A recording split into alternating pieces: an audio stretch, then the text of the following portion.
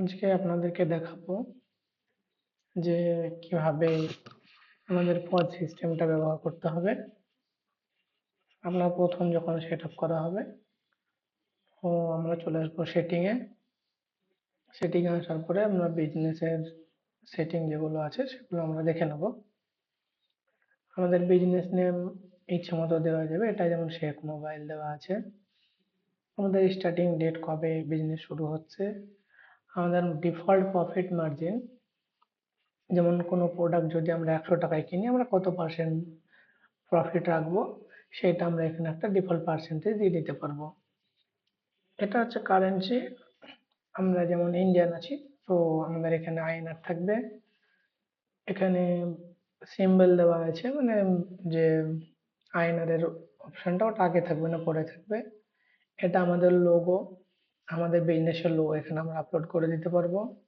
Financial year আমাদের কবে থেকে শুরু হয়, আমাদের ইন্ডিয়াতে যেমন শুরু হয় এপ্রিল মাস থেকে। এখানে স্টক, এখানে ট্রানজাকশন এডিট ডে, কত দিনের মধ্যে আমরা ট্রানজাকশনটাকে এডিট করতে পারবো। আমাদের ডেটের ফরম্যাট আমাদের ইচ্ছে মতো সাজিয়ে নিতে পারবো। এটা হচ্ছে আওয়ার, আমরা কত ঘন্টা সেটিং করবো, যেটা হচ্ছে আমরা 12 ঘন্টা ম্যাক্সিমাম ইউজ করি যেটা। তারপরে এখানে হচ্ছে ট্যাক্স, আমাদের কোনো যেমন যদি কোনো ট্যাক্স থাকে, জিএসটি রেজিস্ট্রেশন থাকে, যেমন এটা ধরুন জিএসটি 19 EGAPS,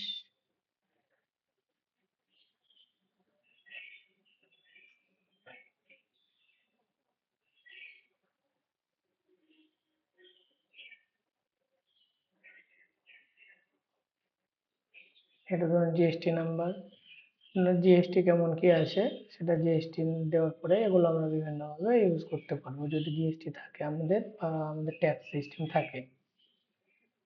এটা হচ্ছে প্রোডাক্ট।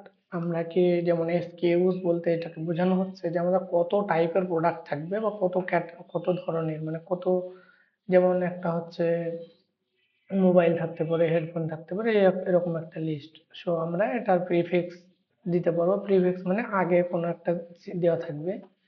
আমাদের প্রোডাক্টে কোনো এক্সপায়ারি অপশন থাকবে, যদি না থাকে, যদি থাকে তাহলে এটা থাকবে।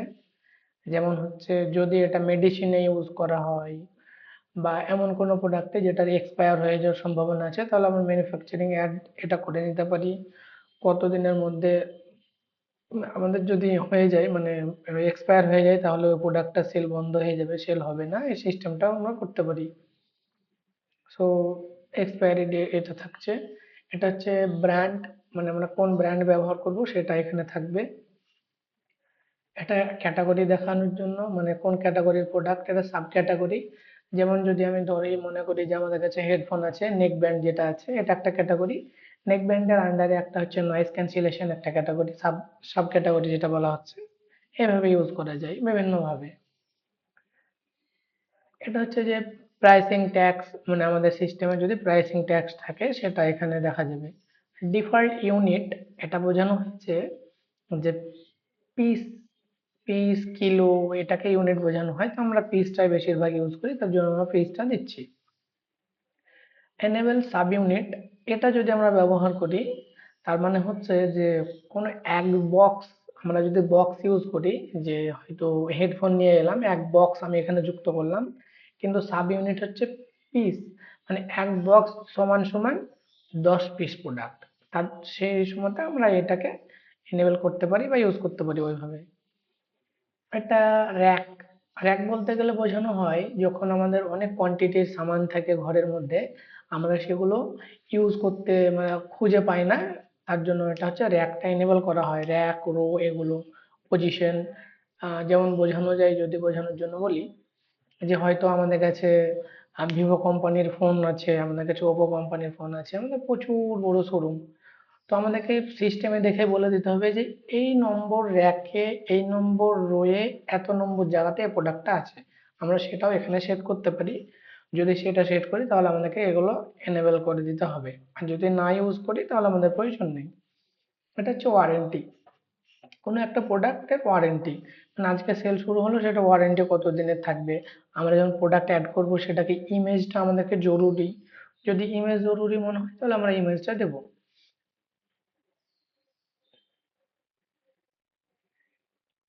কন্ট্যাক্ট কন্ট্যাক্ট এখানে যেটা বোঝানো হয়েছে যে কোনো ব্যক্তিকে বা আমাদের যদি হোলসেল আমরা করি বা কোনো ক্লায়েন্ট যদি থাকে, কোনো কাস্টমার থাকে, তা আমরা কোন পরিমাণ একটা ক্রেডিট দেব। আমরা যদি সেট করে দিই 5,000 টাকা ক্রেডিট দেবো, 5,001 টাকা যদি ডিফল্ট মানে কেউ ক্রেডিট নিতে চায় তাহলে তার বিল হবে না। এটাই এখানে বোঝানো হয়েছে। এখানে সেলসের আমরা ডিসকাউন্ট সেট করে দিতে পারি, যে আমরা 10%, যেমন অনেক সময় 10% অটোমেটিক থাকে, ফ্ল্যাট 10% বা ফ্ল্যাট এরকম টাইপের, যেটা আমরা আবার সেট করে দিতে পারি।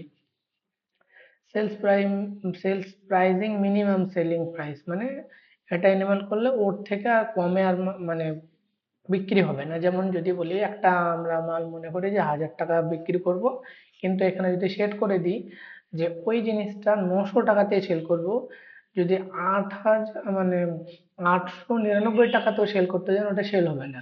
মিনিমাম প্রাইস যেহেতু আমরা সেট করে দিয়েছি।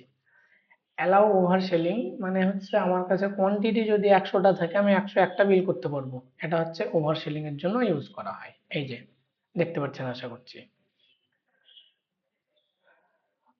এগুলো যেমন হচ্ছে এনেবল সেলস অর্ডার আছে, এখানে সেলস অর্ডার আমরা নিতে পারি। এখানে আমরা বিভিন্ন পেমেন্টের টার্ম এগুলো ইউজ করতে পারি। সেলস এজেন্ট যদি আমাদের থাকে, তাদেরকে আমরা এনেবল করতে পারি, তাদেরকে কমিশন কেমন দেবো ক্যালকুলেশন করতে পারবো, সবকিছু এখানে থাকবে।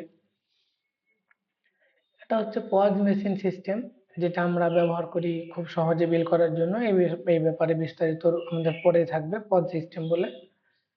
আশা করছি বুঝতে পারছেন। এটা হচ্ছে পারচেস, মানে আমরা অন্য কারোর থেকে যখন প্রোডাক্ট নেব, তখন এই সিস্টেমটা আমাদের ইউজ করতে হয়। যেমন লট, অনেক সময় বলা হয় না যে এই লটের ফোন, এই লটের হেডফোন, এই লটের কাপড়, লট যেটা বোঝানো হয়। পারচেস অর্ডার মানে আমরা কোনো প্রোডাক্ট অ্যাড করার আগে তো পারচেস করি অন্য জায়গাতে, সেটাকে এখানে বোঝানো হয়েছে। যেমন হচ্ছে আমি যদি কোনো জায়গা থেকে হেডফোন কিনি, তা আমরা পারচেস ওখানে করতে পারবো যে আমার 1,000 পিস হেডফোন লাগবে, সেই বিলগুলো বানাতে পারবো। এটা হচ্ছে পারচেস। আশা করছি বুঝতে পেরেছেন। এটা হচ্ছে পেমেন্টের সিস্টেম, যেটা বলা হচ্ছে যে আমরা কিভাবে ক্যাশ ডোমিনেন্ট করব, মানে সিস্টেম যেটা বোঝানো হয়েছে ক্যাশের।